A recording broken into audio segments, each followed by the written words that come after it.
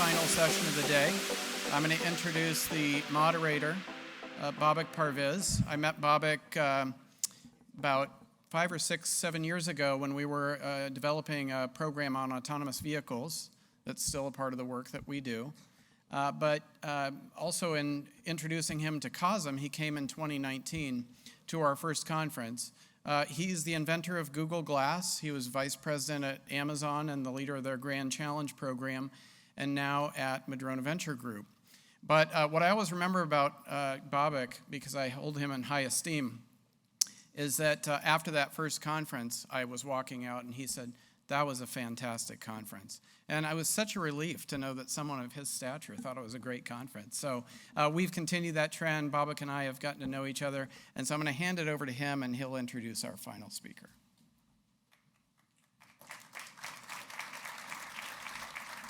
Thank you, Steve. Thank you very much for the opportunity. We've had a long afternoon, but a number of really sort of high-powered intellectual people I've spoken to. I have one more actually that would conclude the day, and this is Juan Lavista. So Juan is a chief scientist at Microsoft, your friendly neighborhood massive cloud computing company. So if you have any Microsoft questions, here's your opportunity to ask Microsoft questions. I guess we just had the Amazon person who fled, but I'm a big fan of Amazon. I spent many years of my life there. But now we have the Microsoft, so you got all the big players here. Juan is running a lab at Microsoft that's basically focused on using AI to do good things. And you can also ask him about the definition of good and how they came about. One interesting tidbit about Juan has been at Microsoft for more than a decade, that actually I am working for a venture capital firm, Madrona, and Madrona did not fund his startup. That's why he ended up at Microsoft. So sorry for that. So that was a big mistake, and good for Microsoft though. So Juan will be here for till 5 o'clock, and maybe afterwards he will take some questions informally from you. He will present for about 15 minutes, and then we'll have a conversation. Juan, please. Thank you very much. Thank you for that. So Jeffrey Hammerbacher was one of the first data scientists in Facebook. He was the person that actually put together the original Facebook data science team. And once said, "The best minds of my generation are thinking how to get people click on ads." And this is true and sad, considering the world faced great challenges. Millions of children die before their 5th birthday. Majority of those deaths completely preventable. Hundreds of millions are affected by climate, and 1.6 billion people live with a severe disability. The world needs all the help it can get. And AI and technology can make a difference in some of these problems. Not all, but some of these problems AI and technology can help. But the challenge is that for those organizations and governments that are working to try to solve these problems do not have the structure or capacity to hire the AI talent that is needed to solve them. What is also true is that even though predicting which child will have higher chances of infant mortality and predicting which customer will click on your ads, even if these two problems cannot be further apart from a societal point of view, from a pure AI and data science perspective, these problems are basically the same problem. Which means that if in your teams you have people that are really good making sure people click on your ads, you can use the same talent to help the world. And that's what we do at Microsoft. We use AI to help with these problems. We partner with organizations that have the subject matter expertise, and with that subject matter expertise, we bring the AI talent to help we help them. So I'm going to talk about some of the lessons working in this space for the last 5 years. The first one is that for some world problems, relying on AI is the only option we have. Retinopathy or prematurity is one of the leading causes of blindness in children around the world, ROP. And this is a disease that didn't exist 5 decades ago, and that we're now seeing an exponential increase around the world. And the reason of this is a result of good news. ROP affects very small premature babies. These babies wouldn't survive before. Now, thanks to improvements in healthcare and medicine, these babies are surviving, and this is why we are seeing this huge increase, particularly in the global south. What's the challenge for the world? We only have 200,000 ophthalmologists, and even a small fraction of them, around 10,000, are pediatric ophthalmologists. It's physically impossible for these doctors to diagnose this disease. And there's no way we can increase the number of pediatric ophthalmologists to treat this disease. But today, working in collaboration with amazing doctors in Mexico, Colombia, and Argentina, we have developed like an AI model that works on a smartphone that can diagnose the ROP with similar performance as a very good ophthalmologist. This is a solution where AI is not just another way to solve the problem, but it's actually the only way we can solve this problem. The second lesson is that AI expertise alone cannot solve these problems. We need to collaborate with subject matter experts. Let me show you what it's called the low birth weight paradox. If you take a data set of low birth weight is one of the major causes of death in the world. If you take a data set that has low birth weight babies, and one of the features of that data set is whether the mother of that baby smokes or not,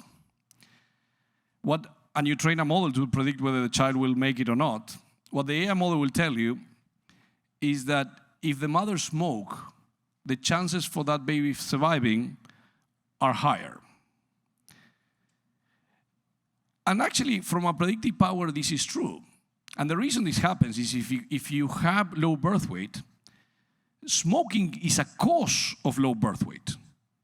But among the causes of low birth weight, the smoking is not that severe compared to other causes. But if you don't work with subject matter experts and understand how causality works, the data will not tell you that. You cannot fully understand causality from the data. AI models are great for predictive power, but not for understanding causality. It's key to partner with subject matter experts that understand why this is happening and how to interpret these results. We also learn that we as humans, we are addicted to complexity. We like complex projects, we like complex things. This is the reason we put a person on the moon before we added wheels to your luggage.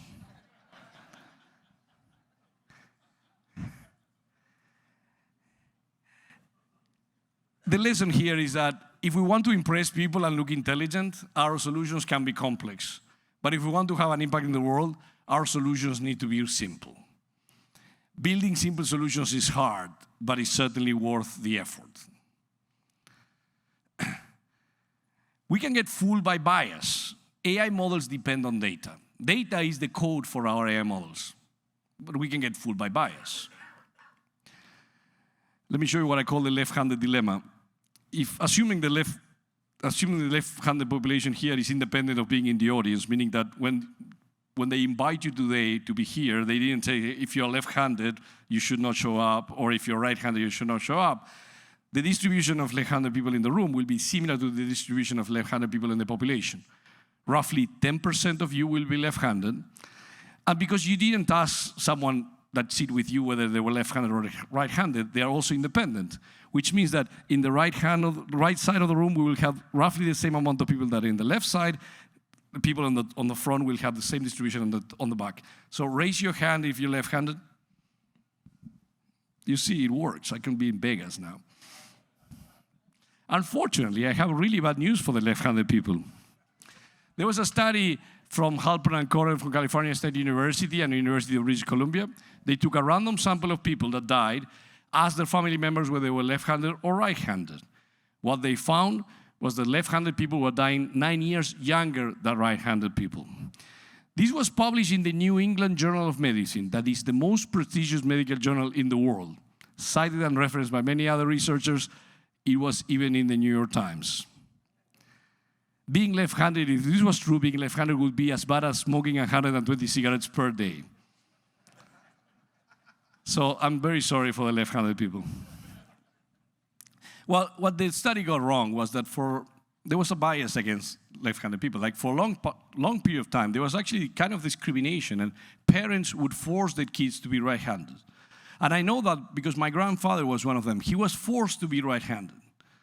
And eventually, people stopped doing this, and this generated this artificial increase in the left-handed population to the right levels that is roughly 10%. This artificial increase is the ones that gives us the illusion that left-handed people die younger, when in reality that's not the case. What's the problem from an AI model? If you're a life insurance company and you have this data, and one of the features is whether left-handed or right-handed, the AI model will tell you that you need to charge more money to the left-handed because those people will die younger. So majority of the data we collect has some biases. If we don't understand the biases, our models will not be right. AI can make a big difference, and we have witnessed this firsthand. So I'm going to walk you through some of the projects that we've been doing in my lab. First one is related to disaster assessment. Whenever there is a natural disaster in the world, my team put together, in collaboration with Planet Labs, that is one of the top satellite data companies, they task satellites. We take pictures of what happened in an earthquake or in a flooding. We use an AI model that compares these data with the data before the earthquake or the flooding, and after that, we can do a disaster assessment map. These disaster assessment maps are critical for teams on the ground to deploy resources. If we can get these maps before 24 hours, we can save lives. This is the work we did in Afghanistan. This is the Libya flooding. This is the Morocco, and this is Lahaina. This is type of problems you could not solve with humans. It would take, talking to American Red Cross, something like Lahaina, it would have taken them 2 weeks to do these disaster assessment maps. We did that in 4 hours. This type of technology can help save lives. It can also help understand war crimes.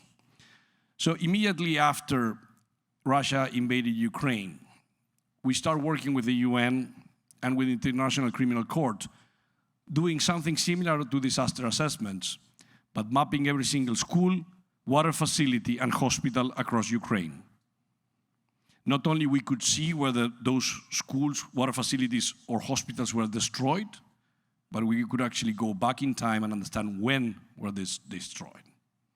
This information is critical for understanding war crimes. We've been working now for the last year to help monitor the Amazon.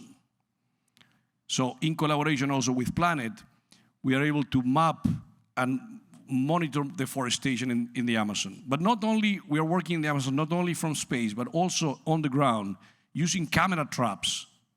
We are able to help researchers do surveys of that type of animals that are living in the forest, and not only from pictures, but also from acoustic data. This data helps researchers monitor and understand the health of the Amazon. For the last year, we also been working on pancreatic cancer with Johns Hopkins University.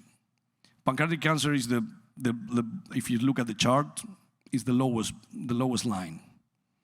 While with majority of other cancers, we have significantly increased the chances of survival, there is a very small increase in pancreatic cancer.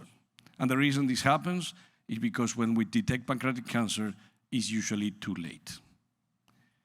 Using AI models on CT scans, we have the hope that we can do an early detection. If you can detect pancreatic cancer while it's smaller than 2 centimeters, you can save a life. Technology has a huge potential, but it's essential to make sure that we do this in a responsible and safe way. To bring this, let me show you an example of what happened in history. If you ever read, I was reading child books to my children, and I realized that if the books are written in the 1800s, there's something common in those books. is that a lot of people die.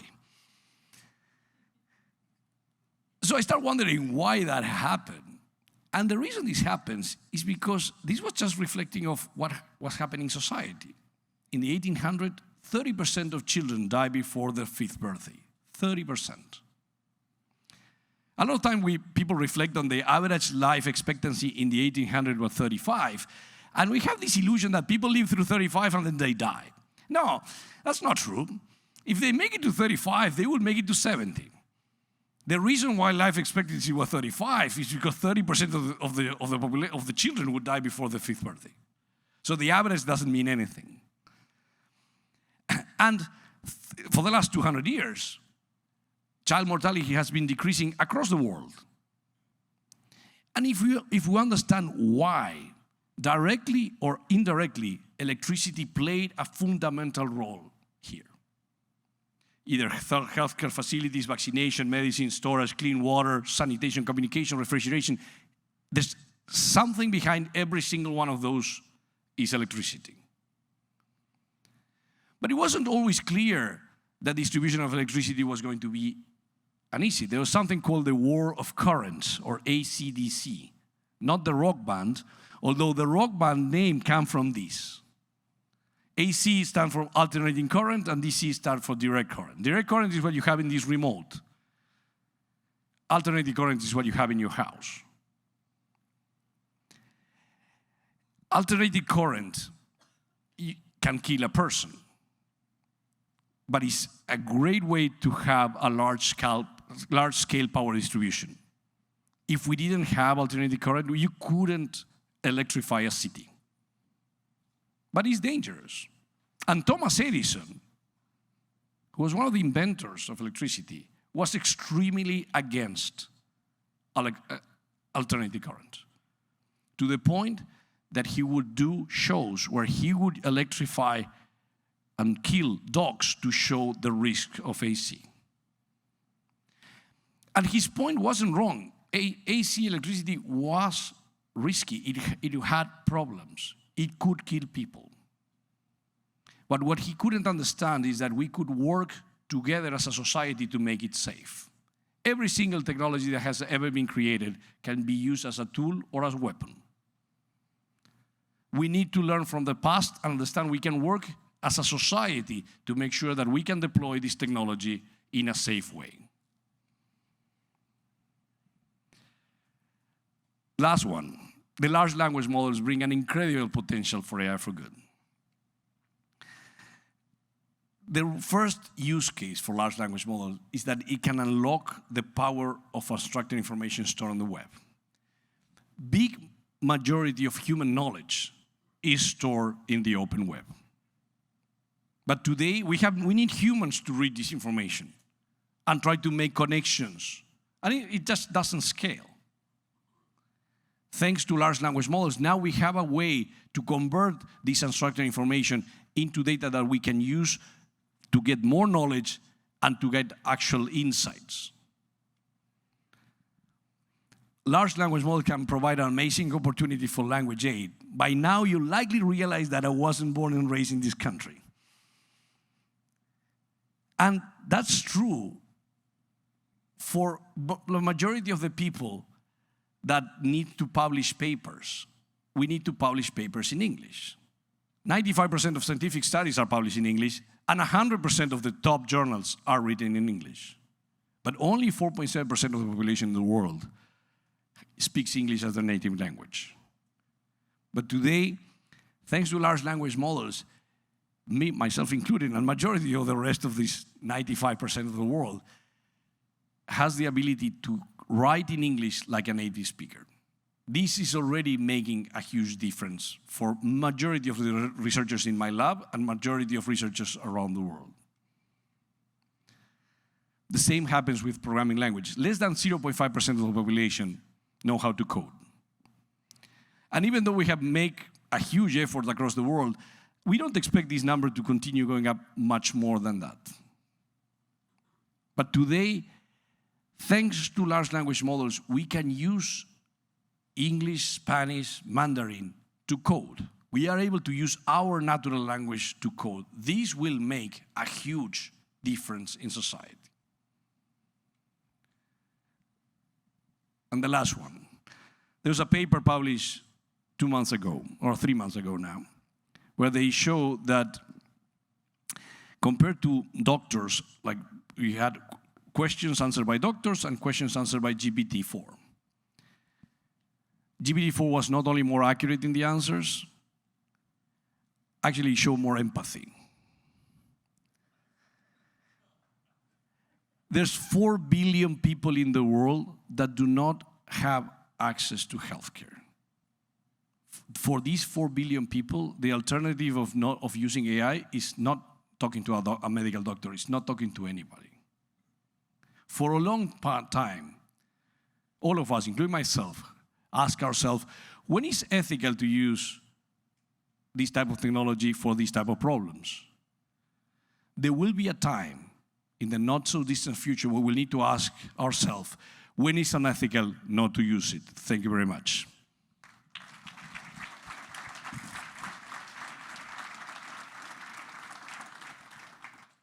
Thank you, Juan. Fantastic talk. I'm going to look at my phone because my notes are here now because I'm checking time here.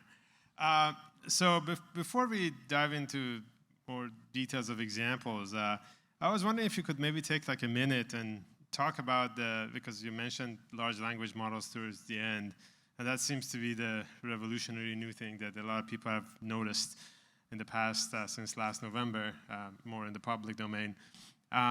So maybe for our audience, you could just briefly say, what is the difference between more conventional artificial intelligence or machine learning that does classification versus what we see with large language models and GPT-type technology? What's the difference?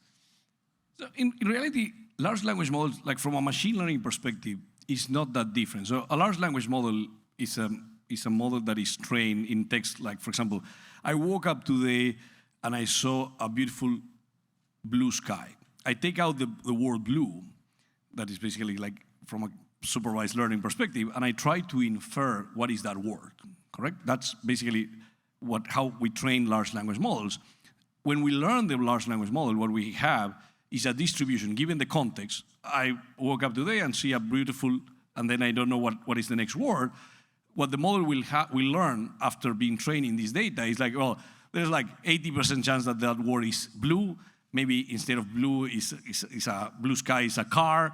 Like that's basically what a large language model is doing.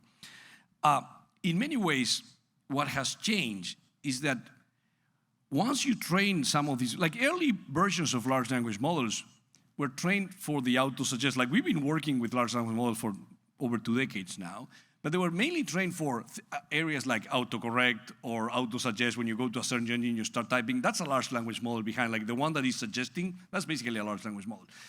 But what they found was if you can make these models very big and you're training in huge amount of data, what this next word, once you have a next word, and once you have the next word, you can actually infer the next and the next and the next, it started to make sense, correct? Like once you're trained in this huge amount of data, in order for the model to answer this question, that is basically what is the next word? That's it's a very simple model. Like given this context, what is the next word? What the researchers found was if you force the model to learn in a huge amount of data, that in this case is the open web, the model needs to create like a kind of like what is called a world model. It's like understanding of what is happening to be very good at answering what is the next word. And by learning this structure, you can actually start having an understanding, like it basically is able to answer very good questions. And that basically shows the power that models like GPT have. But in many ways, from a machine learning model, still a very relatively simple model. The power it has is the huge amount of data. And the thing that has been amazing in the last few years is our ability to train these huge models, correct? Like, I never thought in my lifetime I would see like a 1 trillion parameter model being trained. Like that was something that we would not conceive. So the fact that we were able to train and like able to learn these models in this huge amount of data is super powerful. Like I mentioned in the talk, I think the biggest power that the model have is our ability to get knowledge from our biggest knowledge base in the world, that is the web, correct? Like, that's where we, as humans, have stored all our knowledge. The power that large language models have is the ability to work with this huge amount of data. Thank you, Ron. I appreciate it. So for now, we're gonna stay in the present time, and maybe in a few minutes we're gonna go sort of try to fast forward to future and kind of speculate what will come in a few years from now. But for now, we're talking about the present time and the current capabilities that are real and in existence. So when you look at things that a human can do today versus things that our new machines can do today, where are places that you see that machines have basically similar capabilities to humans? Not better, similar, but because they're machines, so they're potentially cheaper, they're potentially more scalable, potentially they don't get tired, they show less emotional fragility. Where are those places that you see that this new capability that I have some machines now that are fairly similar in terms of ability to humans that can have an impact? So where are things that we can do a lot cheaper, easier, faster, things that can get more accessible?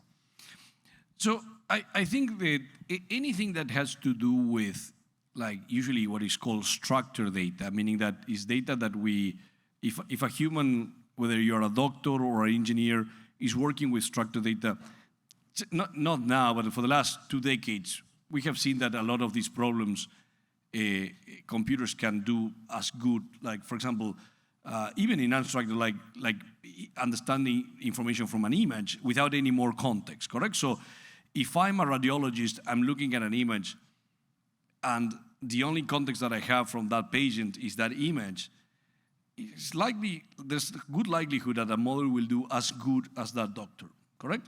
That model will not have more context.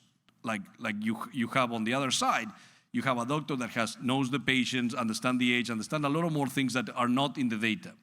So for those scenarios where all the information that the person will be acting is stored in front of that, a model will likely do at least as good. Like, if you have enough data, the model will do as good as either that doctor or that professional.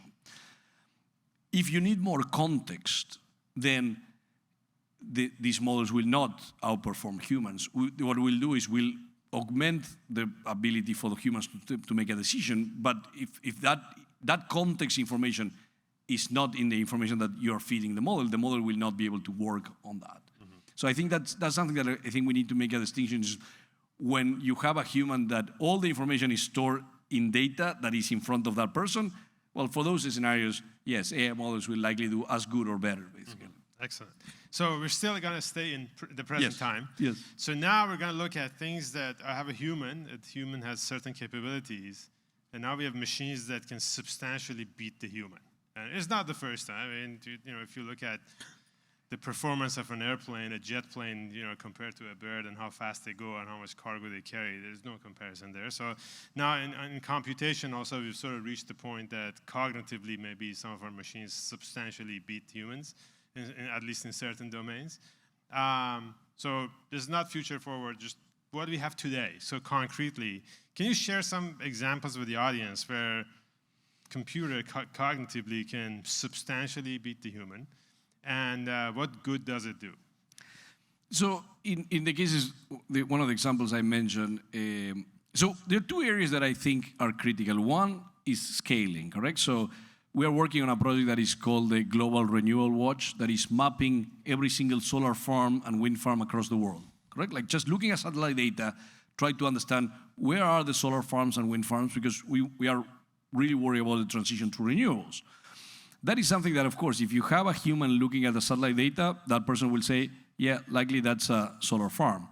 The model will do that more accurately, but it would take a human 400 years to go through 1 day of the world data from a satellite data. And you have one data point every day, correct? So it's just, the first one is scale. There are problems that you require massive amount of scale, and there's no way humans can do, correct? The second one is there are projects, for example, the one on pancreatic cancer, where we have the current, we can compare our results after the fact of what doctors thought based on the case that was a pancreatic cancer that they needed to do a surgery, for example, based on a cyst. That is one of the most common. Roughly 2% of people in the world, 2% of people in the US today have pancreatic cysts. And if you have a pancreatic cyst, there is a chance that that pancreatic cyst gets converted into cancer. So understanding what type of cyst you have is key, because there are certain cysts that you need to act as a surgery, and certain cysts that are not, that are completely benign. Today, AI models do significantly better than doctors to try to predict whether that's a cyst that requires surgery or not. And that can help save life in two scenarios. The first one is, if I predicted that it's benign and we think that we need surgery, well, if you send 100 people to surgery, some of them will not make it, correct? So unnecessary surgery is a big problem. The second one is that, well, we think that a doctor thinks it's benign but requires surgery. Well, at that point, you can also save lives, basically, correct? So there are areas that we've been working where, yes, AI models can do better than doctors or professionals in general.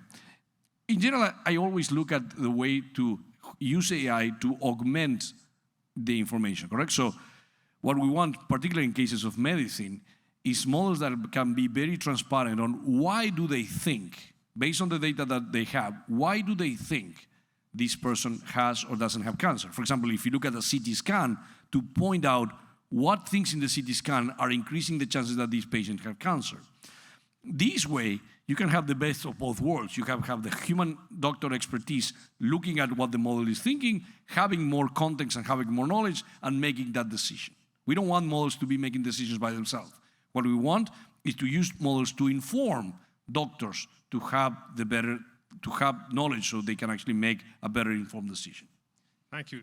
I have actually a long list of sectors that I'm going to go through and ask for examples, concrete examples for our audience. But as we go through this, if you have any questions, we have only 10 minutes left, so please come to the microphone and ask. So this is your chance, basically, to ask as a true expert in machine learning. One of the questions I had for you was about news, so the sector of sort of information dissemination.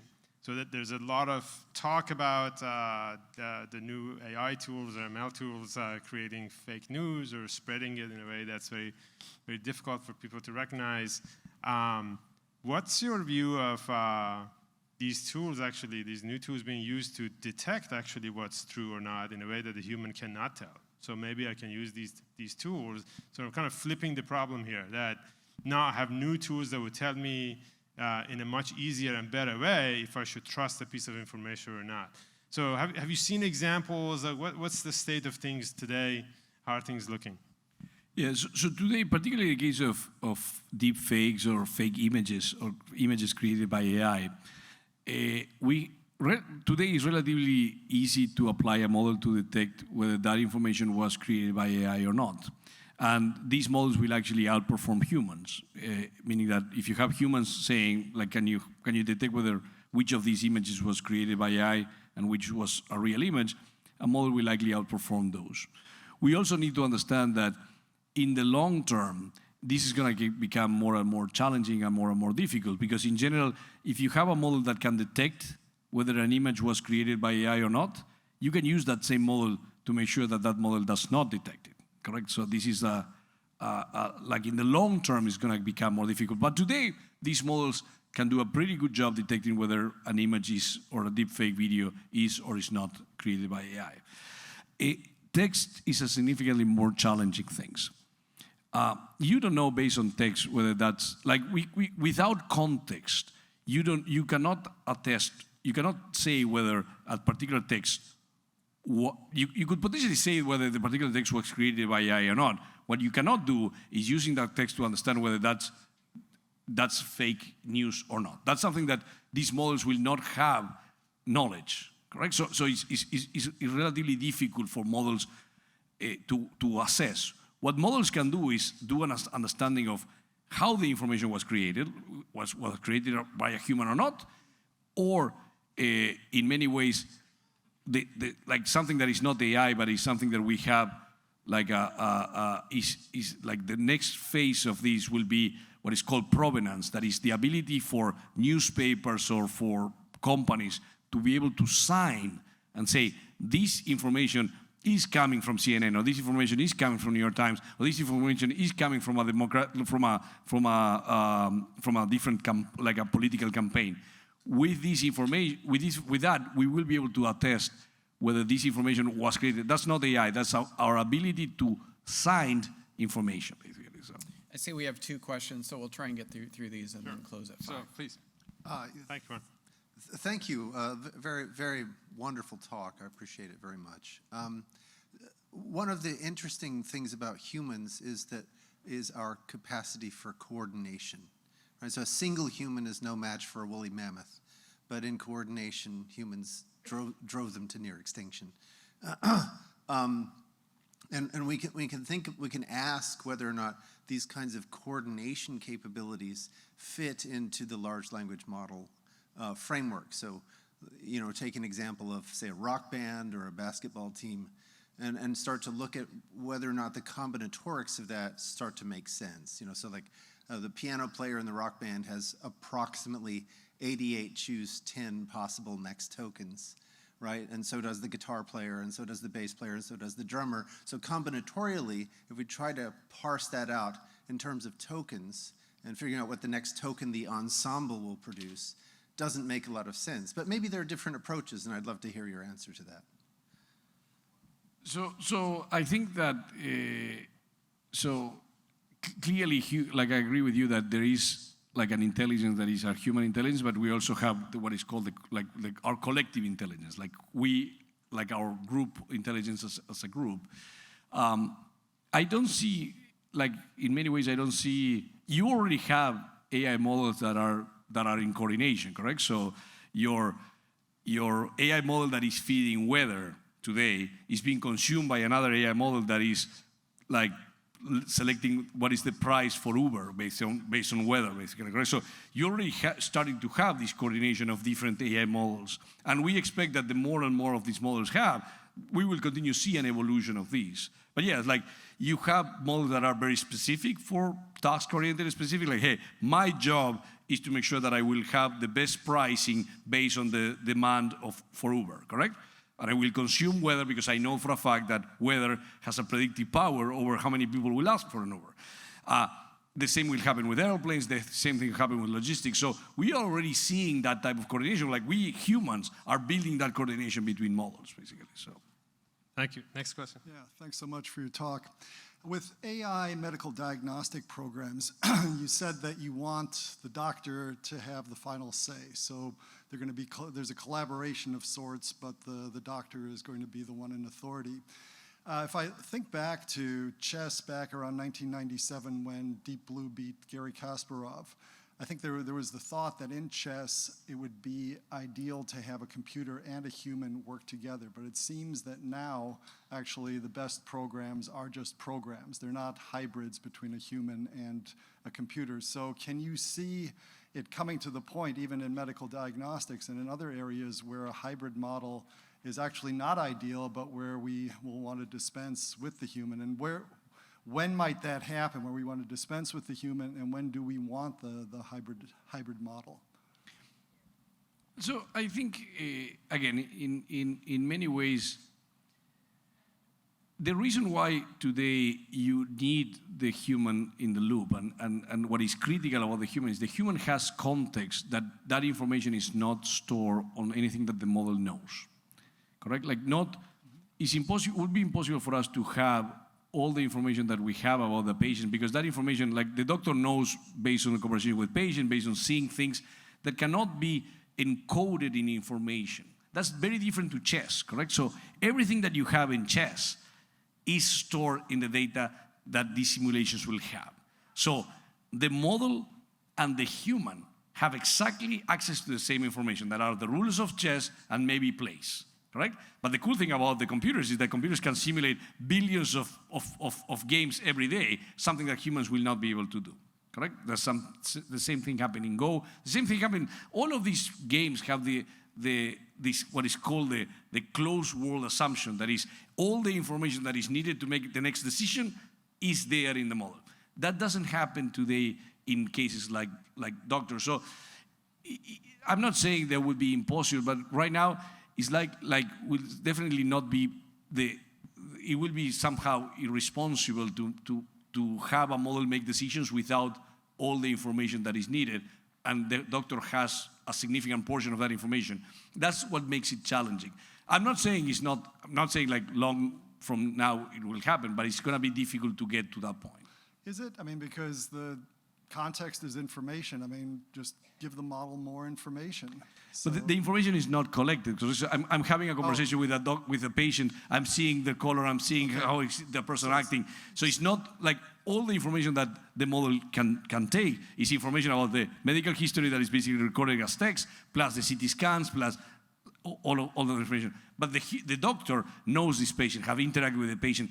A lot of that information cannot be encoded into information that the model can take. Okay, thank you. I see behind you our founder, and I can't possibly say no, so Bruce, you'll get the last question.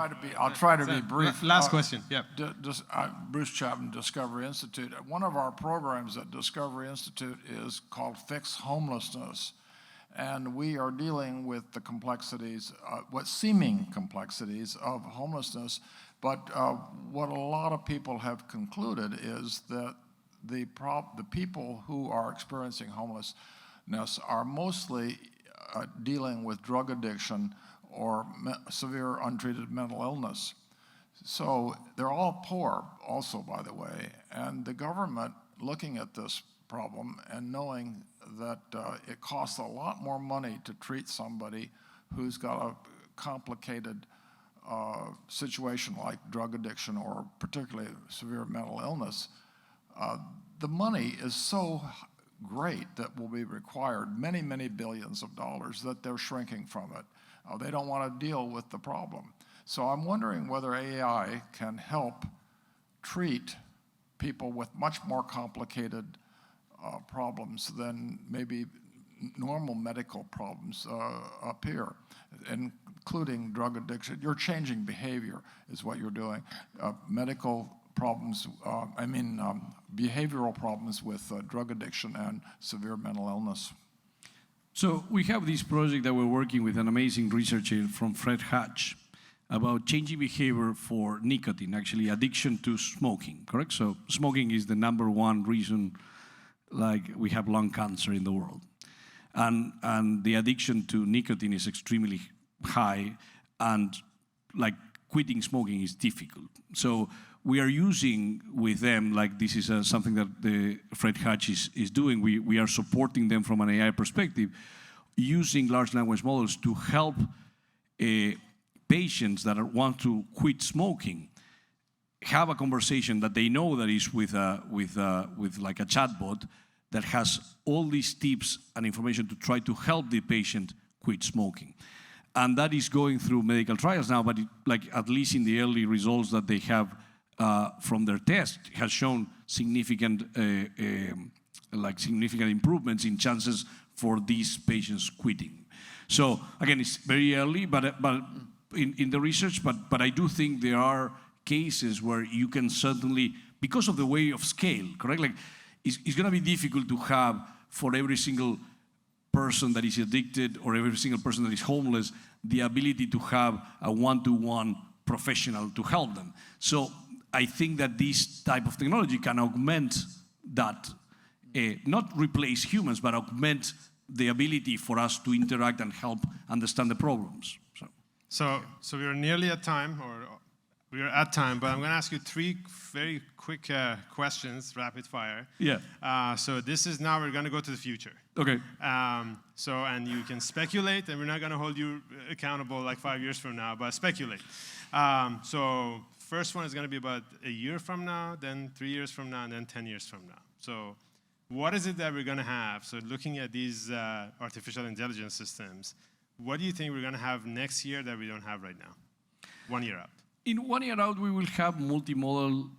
So this is something that by the way, is not secret because it's already happening today, but they are not being used in a production setting. Multimodal is when you have large language models, not only feeding text like we've been doing for the last year with technology like ChatGPT, but also feeding images that is already happening, but not just images, but like videos. So in the next year, we will see that the technology that exists today already now being more embraced into other, like for example, from an accessibility app, the ability for consuming images will be key to navigate the world. For someone that is blind, they will be able to use these large language models that will consume images or video to basically to be able to walk and be able to navigate through a world that is not prepared for them in many ways.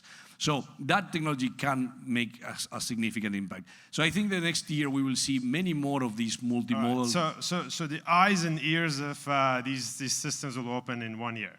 So Yes. now 3 years out, what are we going to have 3 years from now that we don't have a year from now? So usually, predicting is difficult, but predicting the future is even more difficult. I think we will. I can say what we will not have. So the type of step function that we saw with GPT is not something that we will expect. Like I think large language models will become safer to use. It will become better and understanding, will provide much less hallucination. The fact that we will be training these models in a multimodal environment will significantly make them more intelligent in the sense, not really intelligence, but more better at being a better understanding of the world. I think that will be like the common evolution of these. I don't expect like much more in the next 3 years. Like that step function that we saw with large language models last year, I don't expect that to have like a new one in the next 3 years, if you ask me. Okay, Like, so 3 years from now, they're not teenagers anymore. They're more like responsible adults. So 10 years out, so go wild if you like, but what can I do with these systems 10 years from now that today I cannot do? even outside large language models, in 10 years, I hope, because my daughter is 10 years older now, that we have solved one of the biggest problems in AI, that is self-driving cars. This is a problem that is significantly more difficult than we thought it was. There's a lot of people out there that would say we might not be able to solve it, and they might be right. In 10 years, I hope that by then we will have significantly portion of the world connected to the internet that today is not, and significant portion of the world to access this information that will help, particularly the Global South, with their ability to have a significant more impact in the world that today is not possible for them because of lack of education, of lack of resources. So I think the impact, if you ask me from an AI perspective, is more how this technology will help the world as itself be more productive and be more impactful and have basically like a more impact in their lives. So. Got it. So probably my car is going to drive itself. Yes. And then a few billion people that don't have a voice or influence over how the world is running might have a voice. That's the That's correct. premise. Okay, awesome. Thank you very much. That was a fantastic presentation. you. Really appreciate it.